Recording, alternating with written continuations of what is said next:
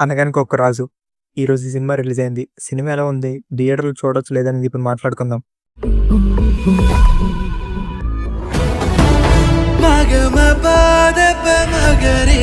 Hello movie lovers, welcome back to cine explorers. Plot అనేది చాలా సింపులే. Sub plots కూడా పెద్దగా ఏం లేవు. జస్ట్ అలా ఫుల్ ఆన్ ఎంటర్‌టైనర్‌గా ఈ మూవీని డిజైన్ చేశారు. నేను కూడా కథ ఏదో ఉంటుందని ఎక్స్‌పెక్ట్ చేయలేదు. మూవీ ఎలా ఉంటదనేది ఇంటర్వ్యూస్ అండ్ ట్రైలర్స్‌లో క్లియర్‌గా సెట్ చేశారు. సో, అలాగే మూవీ చూడడం జరిగింది. ఫస్ట్ హాఫ్‌లో వన్ లైనర్స్ అయితే హిలేరియస్‌గా వర్కౌట్ అయ్యాయి. ప్రిడిక్టబుల్ స్టోరీ అయినా, ఫెమిలియర్ ప్లాట్ అయినా, ఎటువంటి డల్ మూమెంట్స్ లేకుండా నవీన్ అయితే ఫస్ట్ హాఫ్‌లో ఫుల్ ఆన్ క్యారీ చేశాడు. కొన్ని జోక్స్ అయితే పర్ఫెక్ట్‌గా ల్యాండ్ అయ్యాయి అండ్ కొన్ని అయితే అవ్వలేదు. Puppy scene and beach scene బాగున్నాయి. సాంగ్స్ విజువల్‌గా స్టన్నింగ్ అనిపించాయి. Interval twist it's okay. ఇంకా సెకండ్ హాఫ్ అయితే అసలేం కథ ఎక్కడితో మొదలవుతున్నట్టు ఉంటుంది.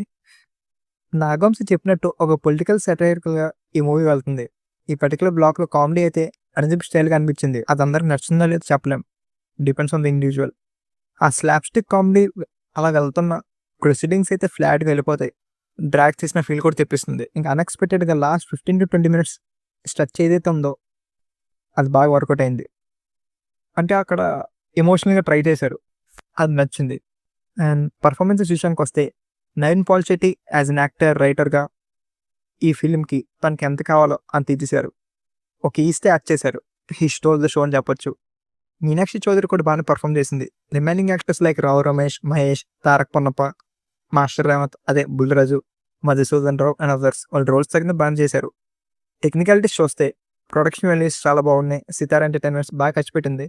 Cinematography is good. మ్యూజిక్ మే మిక్కీ జే మేయర్, భీమవరం బాలమ, రాజుగారి పెళ్లి, ఈ సాంగ్స్ చాలా బాగున్నాయి. Background score is okay. ఇంకా డెబ్యూటెంట్ మారి యాజ్ ఎ డైరెక్టర్‌గా he's done a decent job అని చెప్పొచ్చు. ఓవరాల్‌గా ఈ మూవీకి మేము 77% గ్రీన్ అండ్ 23% రెడ్ ఇస్తున్నాం. మీరు ఈ సినిమా చూసినట్టయితే మీ రేటింగ్ ఏంటో మాకు కామెంట్ సెక్షన్‌లో కామెంట్ చేయండి. నెక్స్ట్ 'నారి నారి నడుమ మురారి' ఈ సినిమా రివ్యూతో మీ ముందుకు వచ్చేస్తాం. అంతవరకు టాటా.